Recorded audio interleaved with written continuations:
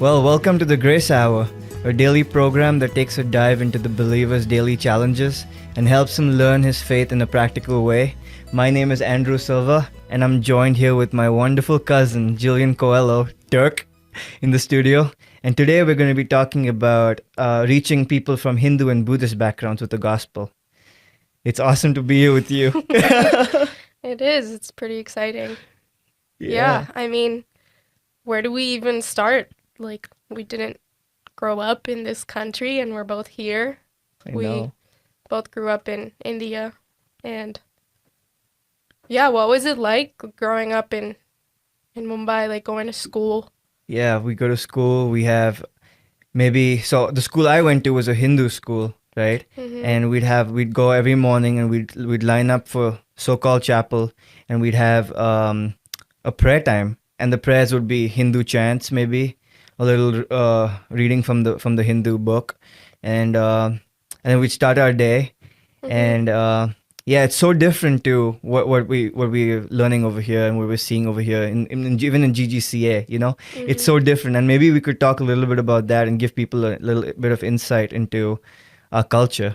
Yeah, 'cause I remember like growing up, not just going to school, but like maybe even like walking on the street. It's much different 'cause you see a temple or a monastery, or you'll see a mosque or any sort of like place of worship that's not a church, and you see people going and you see people offering sacrifices and performing their daily rituals, and that's just their way of life. But Yeah, like here, it's much different. It's like you usually see churches. yeah, But just when we were assigned the task of talking about this, I just thought about how different our perspective might be on like what daily life looks like when you grow up in a place that's filled with people that come from different religious backgrounds, yeah. particularly Hindu and like Buddhist, Mm-hmm. Yeah, and the subject of like idolatry yeah, and man, yeah,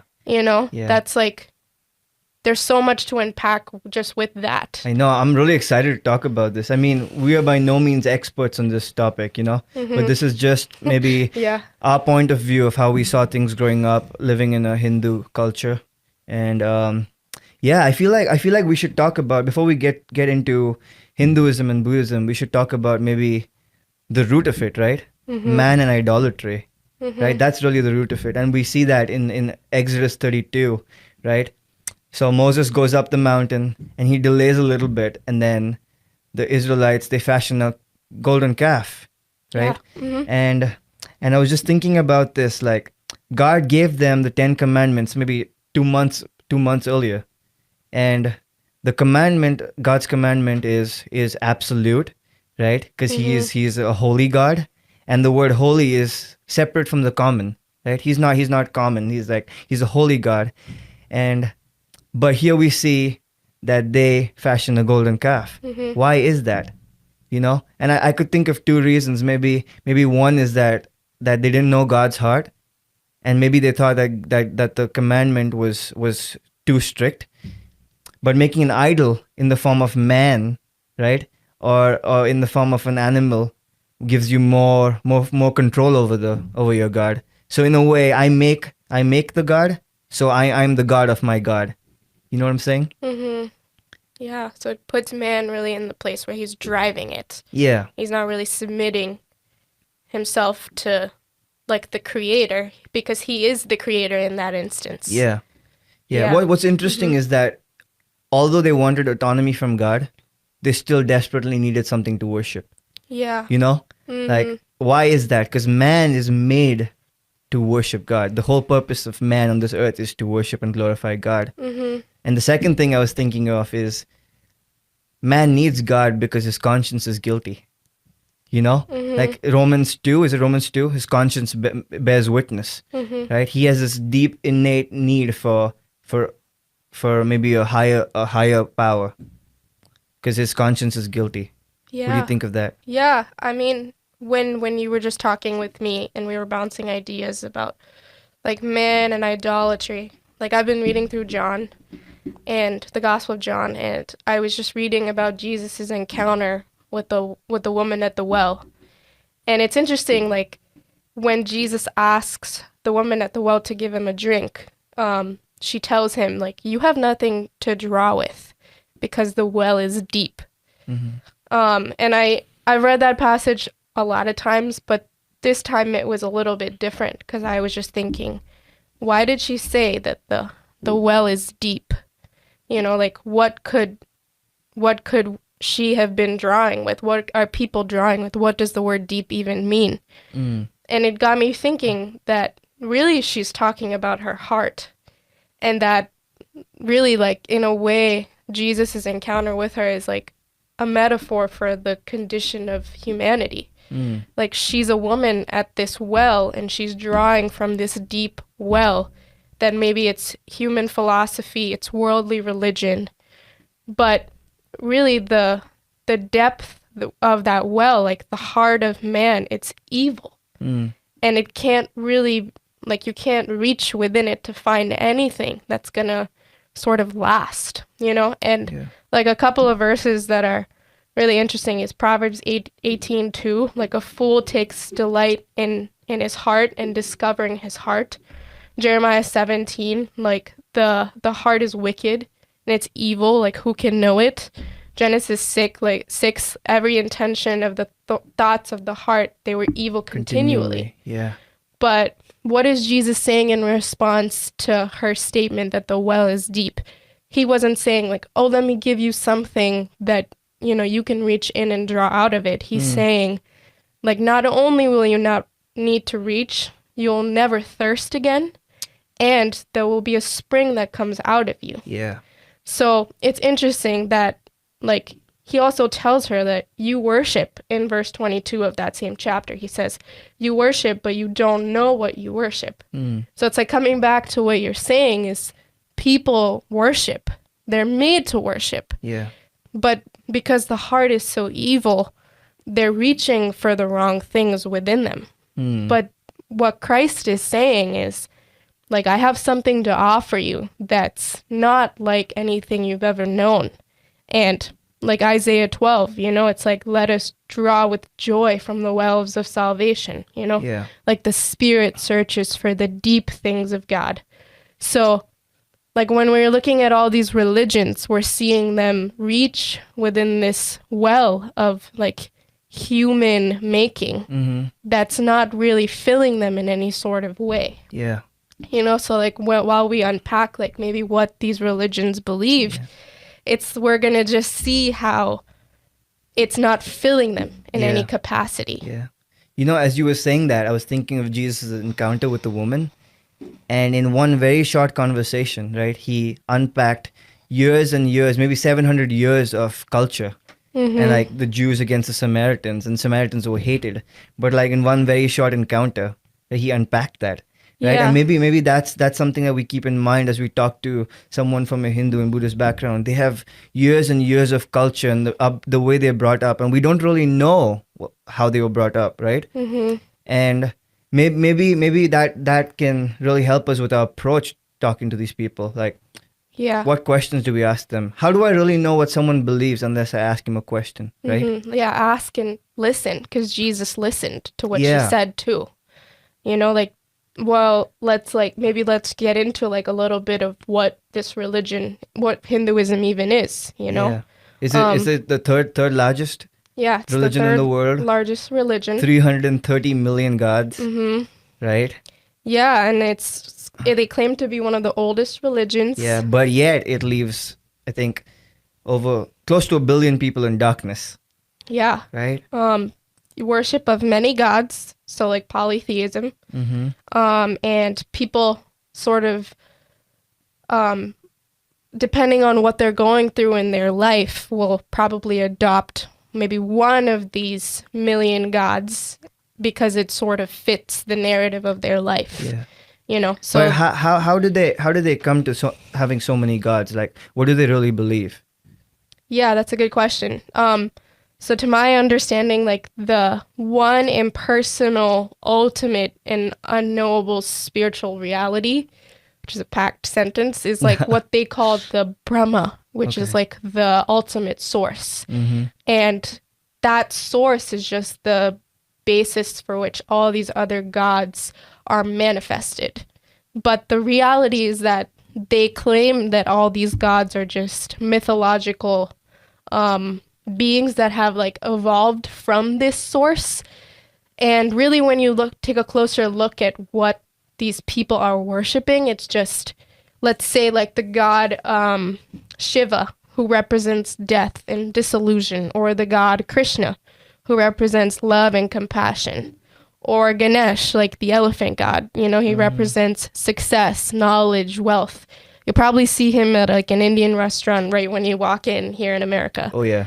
You know, but these gods are probably taken on by people depending on what circumstance they're going through in their life. You know, if it's a crisis they're in because of money, it's like, let's worship this god and offer sacrifices to this god because we'll be blessed. Yeah. And then it also brings us to the whole aspect of like what cycle of life they're in, because they believe that they're in this constant cycle of reincarnation and karma, and their actions have consequences that will cause them to sort of either pay for it or they'll be blessed for their decisions in their next life. So there's a lot that before we go on to reincarnation, right? I thought of something as you were talking about the different gods that they have, and some of them, sometimes it's forces of nature, right? It's a tree, they worship the tree, they worship a force of nature, right? And I was thinking, I think it's Galatians 4, where it talks about the elementary things of this world, the beggarly elements of this world. Right. And that's what they believe in. Right? But how awesome is it to show them that we have a God that is real, and he's beyond the elementary and the beggarly things of this world, right? A God who lives and speaks, right? Psalm 115, they make a God who has ears but he doesn't hear. He has a mouth but he doesn't speak. He has eyes but he doesn't see. Right. And Isaiah 46, they carry this God on their shoulders and they put him wherever they go, they place him down there. But he doesn't move, and they cry out to him in their distress, but he doesn't answer. Right? Yeah. How awesome is it to show people that we have a God that's beyond these beggarly elements, right? Yeah. So like that's a good question, is like at what point, when you know like some of these things that a Hindu believes, like at what point does the gospel come in? You know, and it's an interesting question, is I know that you believe in a God that you've probably made with your own hands, or that, you know, is fitting the lifestyle that you're in.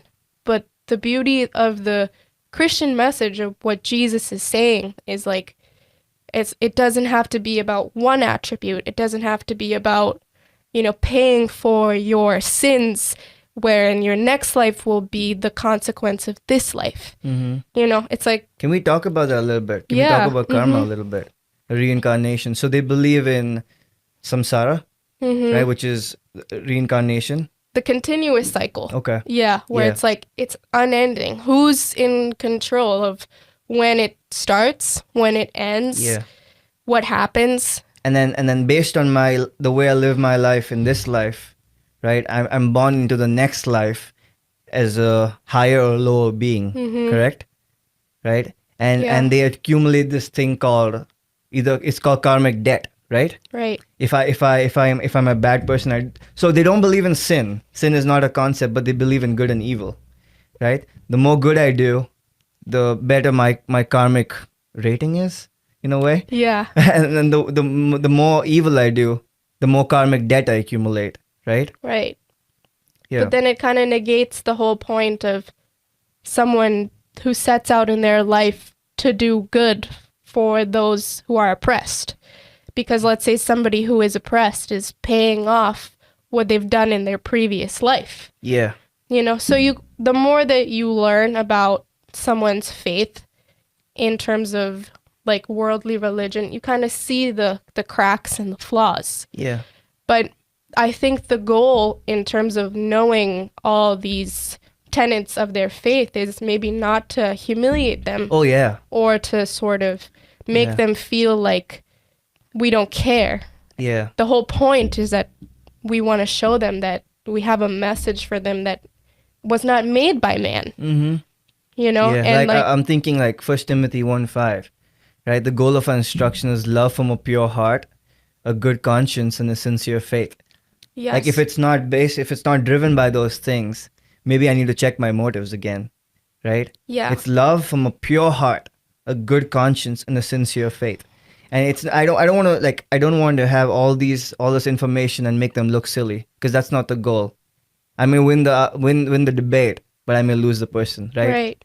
I want to win the person, right? Yeah. Yeah. Yeah, I think it's important. Like the love and the forgiveness of Christ goes a long way. It's much more powerful than we can even realize, you know, because they're coming from a place where this ultimate supreme like reality that one day they hope they'll be reunited with is not personal. Mm-hmm. It's impersonal. It's Yeah. far from them. Yeah. Like they worship gods that can't hear them. Mm-hmm. They offer sacrifices that are offered sometimes even by not them, by priests. They don't even know what's happening. Yeah. So a believer going to witness to this person that's like rooted in this way of life Mm-hmm. has to understand that the power that the gospel has in terms of changing that person's life may not be right off the bat. Yeah. It could be something Very that slow.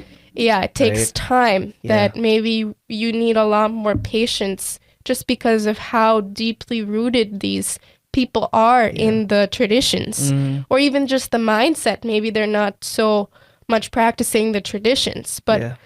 yeah, I was just I mean, thinking, I think like it's different when you're on the street and you're evangelizing someone. You have maybe like a few minutes of your time, right? Whereas you have a person who's a Hindu and he's at work with you, or maybe you're in college together with him, and then you have more time, right? And then I would recommend maybe getting to know them, right? Asking questions about their culture, really taking interest in what they believe and how they grew up, you know, and that goes a long way. That goes a long way. Otherwise, it could look like you're trying to propagate a message, but that's right. not what we're trying to do. We're trying to give Mm-hmm. them the words of eternal life, right? The words that have the power to change their life. Right. Right? I think of this quote by Mahatma Gandhi, Mm-hmm. right? Based on what he was saying, he says, and Mahatma Gandhi is the father of our nation, right? And he says, "It's a constant torture for me that I'm still so far from him, whom I know to be my very life and being. I know it's my own wretchedness and wickedness that keeps me from him." Isn't that crazy? Yeah. Yeah. And I think of Acts 17, right? He is not far from us. Mm-hmm. In him we live and move and have our being. He's not far from us. Right? That's the message that we have for these people, Yeah. right? Do you know that Mahatma Gandhi actually used like passages from the Bible, like the Sermon on the Mount, Yeah. for some of his speeches when he was stirring up the nation, Mhm. India, against like fighting for their freedom Yeah. against the British. And he said like those passages were so motivational to him that they stirred up the sentiments of people to like recognize that they have purpose. Yeah. So really like that's the power of what is in the Bible. Mhm. And really that's the only tool that Yeah. someone really needs, you know. Yeah. And then just like thinking about Okay, can I ask you a question? Let's say you're on the street Okay. and you come across someone, right? And he's a Hindu, and you have 10 minutes to share the gospel with them. Mhm. Where do you start? What questions do you ask? You know? yeah. I was thinking like we know a little bit about karma, Mhm. right? We know a little bit from what we've talked about. We know a little bit about their culture. Maybe we don't have time to ask them or talk in detail, but maybe we ask them like questions like, does karma solve the problem of evil? Yeah. You know? Like that's a Mhm. good question, because I don't think it does. Yeah. What do you think about that? I mean, it's a good question. I'm just thinking about like coming back to the point of like how we live our lives. Yeah. You know, like let's say you have a neighbor who you can't really relate to them. Like that's a pretty common phenomenon like all over the world. And I remember growing up there was this neighbor that we had, and a lot of the people in our neighborhood would really like act out against her because Mhm. she wasn't the most pleasant person. Yeah. But for some reason, like our family found it like in our hearts by God's grace to just be loving. Mm-hmm. And I remember in our home just talking about like greater love has no man than he who is willing to lay his life down for his friend. Yeah. Or like love your neighbor as yourself. Yeah. And it's just acts of kindness, like showing somebody love. And I remember coming home from school one day and one of my neighbors was watching my mom being really kind to this neighbor. Mm-hmm. And she asked me, like, how could she do this? Like that lady is like reaping the consequences of her choices. Mm-hmm. And I thought about it and I was probably like 15. So I was like, Yeah. God, like, I don't know, like, what should I say? But I remember talking about the parable or the story of the prodigal son. It's not a parable, and I just remember telling the lady, like, do you think that just because this son left his house, which he may have thought was right, and he had his free will, he made a decision. He left. He took everything that was his, and he went and he spent it. Left his father's house. And his father had every right to say to him, you're not welcome. And he probably would have been justified. But the father didn't do that. The father didn't even say anything, actually. He just ran towards him and embraced him. And I just remember, like, that story stuck with that lady. Wow. And just the power of what our message represents. It's a transformed life. We're not trying to we're not trying to better the old. Yeah. Like that's what, even like if you talk to a Buddhist person, like coming to that religion, it's like, you can deny your desires. You can sort of live this life of happiness if you just stay on the straight path and like don't live in your flesh. But that's not what Jesus is saying. Jesus is saying you can't make the old better. I'm trying to give you something that's new. And when I told your story that you talked about, and it's John like Fall. that's what Jesus is offering. Maybe it doesn't happen in the timeline that we think, but it's like these short principles of truth maybe speak louder than anything that we could really like say. It's just living life. I think that you mentioned parables, right? And I think because Indian culture is so rooted in stories and mythology, right? I think stories are a good way to reach people. Like I remember when we go to the villages and we share the gospel with these poor people who have nothing. They're farmers, right? I remember talking about Luke 15, right? And they were so touched. Why? Because stories resonate with their heart, right? There's a story of I think it was Apostle Thomas who went to India. He came to India and he didn't know the culture, he didn't know the language, didn't know a lot about the people. So he observed this group of people. They would go down by the river and worship the sun, right? And then they would scoop up water in their hands from the river and pour it back into the river. And he observed them doing this for a while. And then one day he asked them, "Why do you guys do this?" And they said to him, we believe that when we do this, the water goes to our ancestors who are in a lower life form of reincarnation, right? So he thought about it for a few days, and then he went to the river, he picked up some water, and he put it on the dry ground. And he kept doing this for a few days, right? And then the people come to him and they ask him, "What are you doing?" And he says, "Well, I have a vineyard back in Israel, and I believe that when I pick up water and pour it out on the ground, it waters my vineyard in Israel." Right?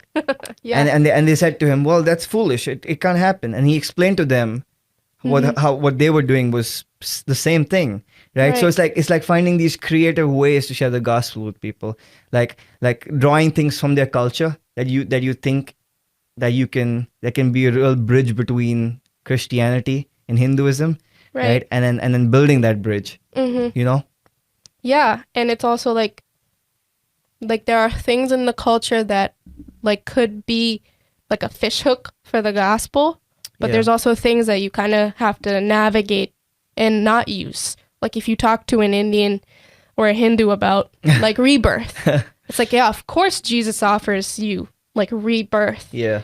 But then it's like, okay, like that's not what we're saying. Yeah.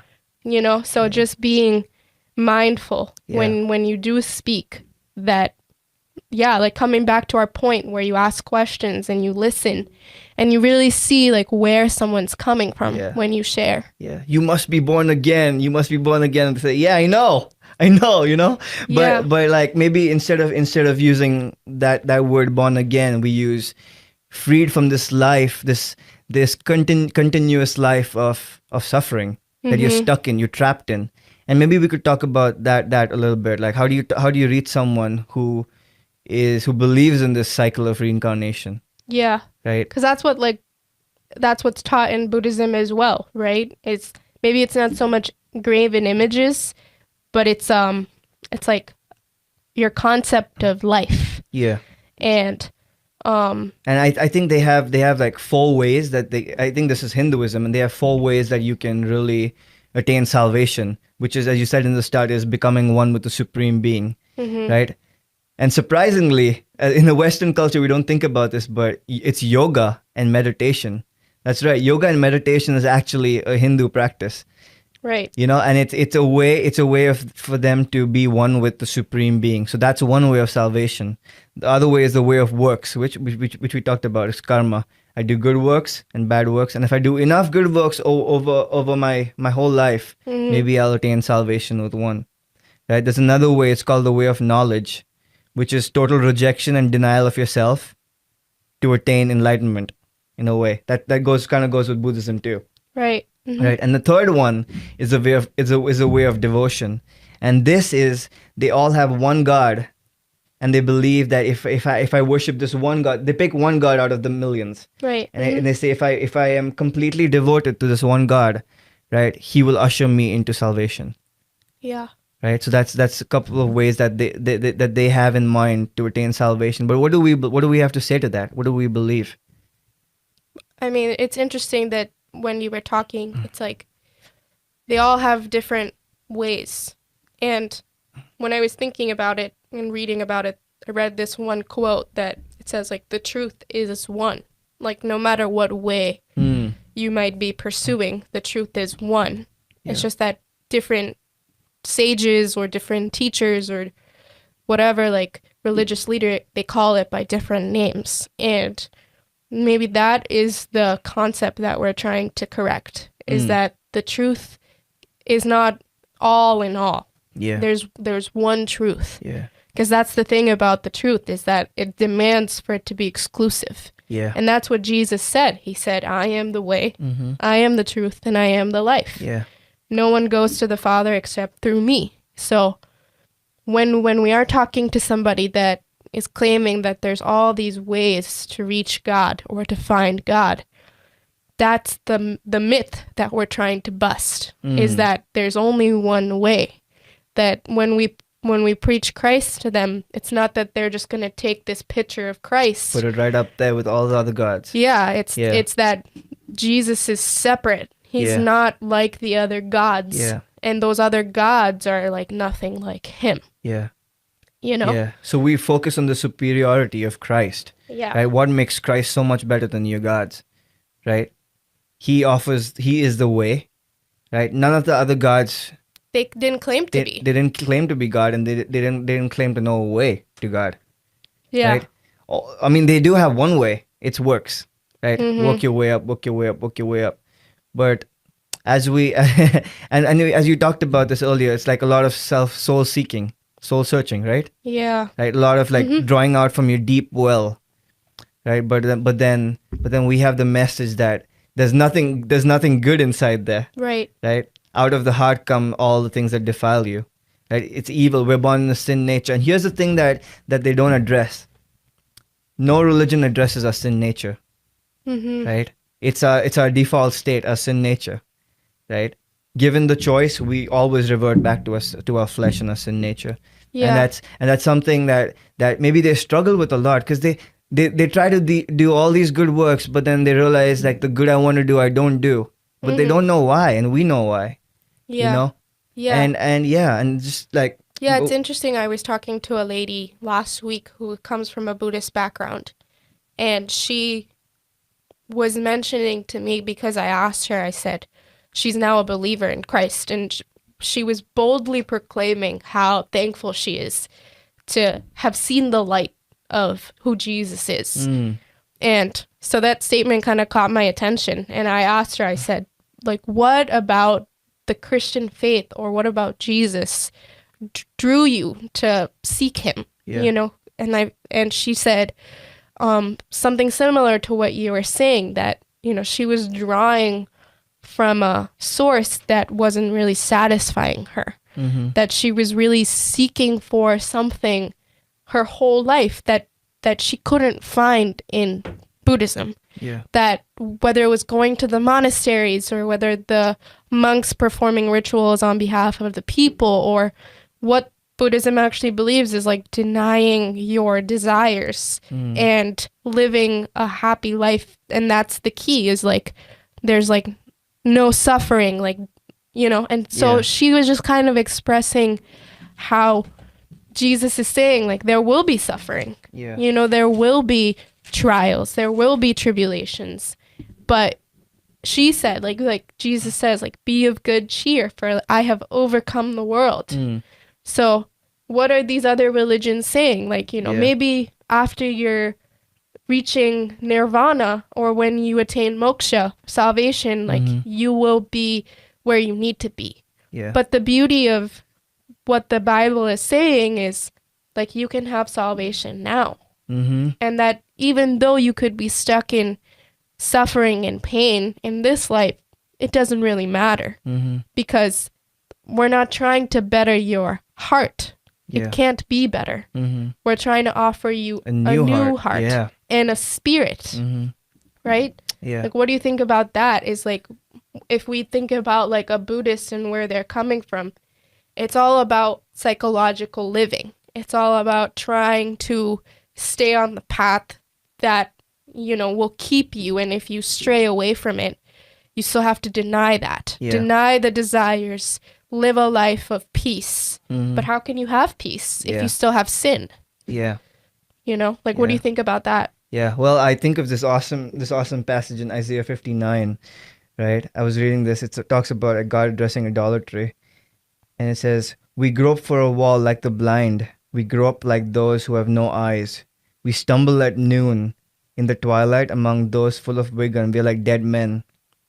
Right? So they're reaching out for a wall, like the blind, and they grope like those who have no eyes. They're hoping for light, but all they find is darkness. Right? Yeah. And then here's the message. The Lord saw it, and it displeased him that there was no justice. He saw that there was no man, and his own arm brought him salvation. Like, that's the message we have. So like we see this whole culture and this whole nation, like they're reaching out for the light, but all they grasp is darkness. You know, it's like this endless cycle of trying to reach God. Yeah. You know, but all they find is darkness, and then God sees that there's no one, so He sends His own arm, Jesus Christ, and He brings salvation. Wow. You know? Yeah. And I think of this story. There was this lady in our church. She's passed now, but she was from a Hindu background, a Brahmin background, and Brahmins are like the priestly caste of the Hindus. And she would wake up every morning, and she had a little idol, little altar in the house where she had an idol, and she would pray to that idol, and offer and cook food every morning for that idol, and she would offer it to the idol. The idol would not eat it, of course, but like it would be there, and she would do that every day, right? And this one day she was really sick, and she cried out to God, and she said, I hope you understand. I hope you're kind and compassionate and understand that I'm sick today and I can't serve you. Wow. Right? But she felt the weight of like the guilt of like not serving that God. Right? And then she said, well, if you're God, show me who you are. Right? That very day, her daughter gets a Bible from a friend in her school. And she brings it home and she says, Mom, my friend gave me a gift. This is it. You want to see it? And she picks out the Bible. And her mom reads the whole Gospels that day. And she sees Jesus' love and compassion, and how it was His heart to heal people. Right? And how the woman reached out and touched Him and she was healed. Yeah. Right? And that changed her life. And she got saved. right? And she came to our church and she served God, and then yes, she endured persecution, because maybe that's another thing we could talk about. Like, Hinduism is a very communal religion. Right. So if you turn away, if you find Christ, if you turn away to a different religion, right, it kind of looks bad on your family. Right. They feel like you've abandoned them, and their reputation goes down, because it's all communal, right? So she endured persecution for a lot of years, but Mhm. she served Christ. Why? Because she found that God actually cares about her, and He doesn't care about what she can do for Him, right? Mhm. But yeah, I think that was such a powerful story. Yeah. Just the thought of there's nothing that I can do for God Yeah. because He's done everything Mm. for me. Yeah. You know, and that's the message that we're bringing people Mm. is I don't need to set out on a path where I renounce everything, Yeah. or I don't need to, you know, adopt a completely different lifestyle where I try to better myself. Mm-hmm. You know, like the Yeah. bondage that people put themselves in, Yeah. you know, worshiping an idol, like taking on this burden of righting wrongs and morality and keeping a Yeah. standard. But Yeah. the beauty of the message that we're saying is Mm. that, you know, your sins have been paid for Yeah. by Jesus. Yeah. You know, like the darkness is there, Mm-hmm. but those that are really looking for the light, Yeah. like the lady, she was Yeah. seeking for it. Yeah. You know, and that's a promise in the Bible is like seek and you will find. Yeah. You know, and she was. And it's like the story of like people in the Bible when they met Jesus. He never said to them like, you know, thank you for like believing in me. He said your faith has made you well. Mm-hmm. So that's kind of the people that like God is looking for. Yeah. Is like those with like a willing heart. Yeah. You know, and there's many people out there in Yeah. these religions Yeah. that are They lost. reach the end of themselves, right? Like futile attempts, and they're lost and they're broken, right? The God doesn't hear them. What happens? Like I feel like it is a very fair weather religion. Yeah. Like when I have okay, let's move to Isaiah 44. This is good. Okay. Okay. Okay. So in this, right, there's a man and he cuts down a tree, Mhm. right? And then the first thing he does is he takes part of it and warms himself up, right? Yeah. The second thing he does is he kindles a fire and bakes bread on it. And the third thing he does is, with whatever is left, he makes a god and worships it, right? Yeah. So you see what I'm saying? Like when he Mhm. has sufficiency, when he's sufficient, right? After he's met all his needs, he makes a god and worships it, right? Mhm. And let's think of this: the cold doesn't go away; it gets colder and colder, right? And slowly he's cutting off little more of the wood of the idol and using it for fuel, right? Yeah. He cuts a little more off and he uses it to bake bread, maybe, right? And soon his idol is getting smaller and smaller and smaller, and he's not there anymore. And soon he's out of wood, right?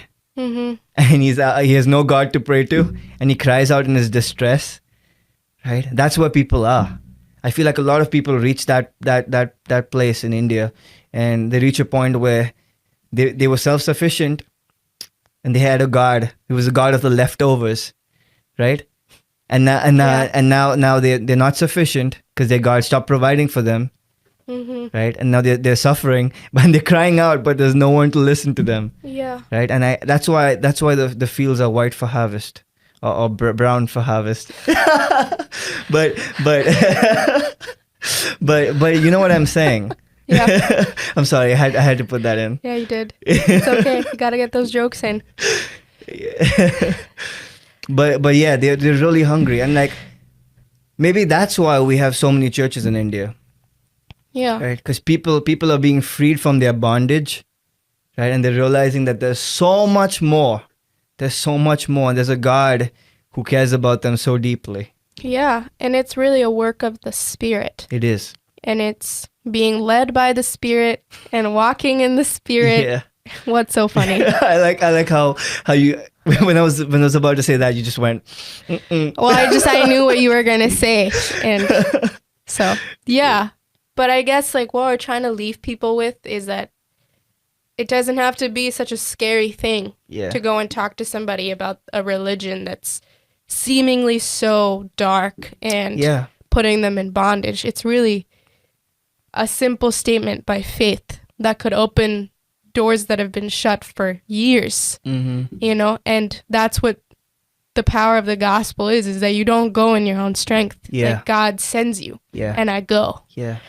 you know, I love and that. Yeah, Isaiah 55. My word does not return void. It's not my words, but it's His word that doesn't Amen. return void. You know. Yeah. preach it. Yeah. Yeah, it doesn't. And God is moving and there's people that are seeking. And like, I don't know, like some people say we're living in the last days, but really it's like we're getting ready to go. Mm-hmm. And that like we have something in our hearts that's from God, Yeah. you know, and that's really what we're sharing with people is that it's like there's so much to be looking forward to in this life because there's one life that we Yeah. get to live. And then we're going to be with God for all of eternity. Yeah. And then it's in this life, like we're never going to be able to have faith in any other life other than this one. Mm-hmm. And that's like such a beautiful thing that God has given us. Yeah. His faith is something that's bound by time, Yeah. Mm. you know, and we have a message Yeah. for people. And Yeah. it's the most life transforming one. Yeah. We have a message of hope. I think of another story, and maybe Oh, no. I mean maybe I can name him. He's Pastor Aviram. He's in Lucknow, and he grew up in a Hindu family. His father was a sage, very very holy man. Would wake up at 4 a.m. and he would not shave his beard or cut his hair. Totally devoted to God. I don't know what way he focused on, but this guy, Pastor Aviram, he moved to Mumbai, you know, to look for work, Hmm. and someone gave him a tract on the road, right? And he read that and he put it in his pocket, and he went a little further and he found another tract. It was Greater Grace, and he put it in his pocket. He went home and he read it, and he came to a church service, right? He grew up in a traditional Hindu home, right? So far from God, so far from God. But the message of hope was what got him, you know? Yeah. Like it changed his life. Hmm. Like he went from being so far from God to proclaiming him on the street. Like he's bold. He is bold. If you know him, he's Yeah. bold. He's so awesome. Right? So that's what this message has the power to do. Right? Not only like give you an eternal future, eternal hope, but like even in this life it gives you boldness, it gives you security. Right? That's what we have to offer, security And significance. and significance. Right? Isn't that what Buddhism talks about? Like I want to empty myself of desire. Yeah, like I'm not a significant person. Like Yeah. what I want maybe doesn't matter so much. Yeah. Could we talk a little bit about that? Could you unpack it? Because like you like I don't know. Because I just think about like the founder. You know, his name was Gautama, Okay. if I'm saying that correctly. Yeah. But he like set out to discover the fact that he saw something that really troubled him, and that was suffering. And so instead of coming to the place where you recognize I live in a world that's evil, people are dying, they can't save themselves. It was like, okay, let me deny myself of pleasures and earthly sorrow and pain and like live an ascetic life. Mm-hmm. But then that isn't what worked either. Yeah. So he kind of put himself in a place where it's like, I have to make this decision and live a balanced life. Yeah. But that's really difficult for man because he's a sinner, Mm-hmm. you know, and we are without God, without Christ, like there's no good in us. Yeah. You know, it's like Yeah. there's good in terms of like the good and evil from the wrong tree. Yeah. But even then it's like no, not good by any means. Mm-hmm. So what is pleasure? Yeah. It's like I'm going to run towards pleasure. Mm-hmm. Why would I deny it in my flesh? Yeah.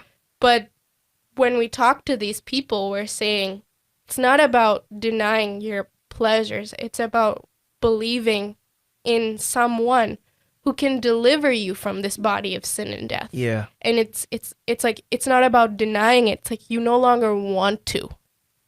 You know? So that's what we're trying to share with people is you can't in and of yourself deny something because you can't motivate yourself to do that. You're going to fail. And coming back to your point of guilt and condemnation and bondage that people are in because they feel like they've wronged God or they've wronged the system.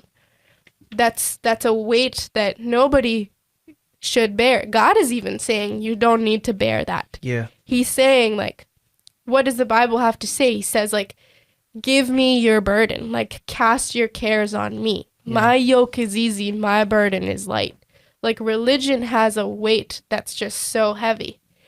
They're saying, you know, earthly pleasures, deny yourself. Another religion is saying, pleasures, oh, go for it. Yeah. So it's like, what is the truth? Yeah. God is saying none of that. None of He's that. saying, I don't need you to try and make yourself better, or I don't need you to try and deny yourself. I Yeah. need you to accept me. I need you to believe in me. Yeah.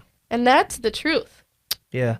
I think this is really interesting is that when he decided to renounce all his desires, right? Good or bad, he ended up abandoning his infant son and his wife, Yeah. right? Because it was a good desire to want to care for them,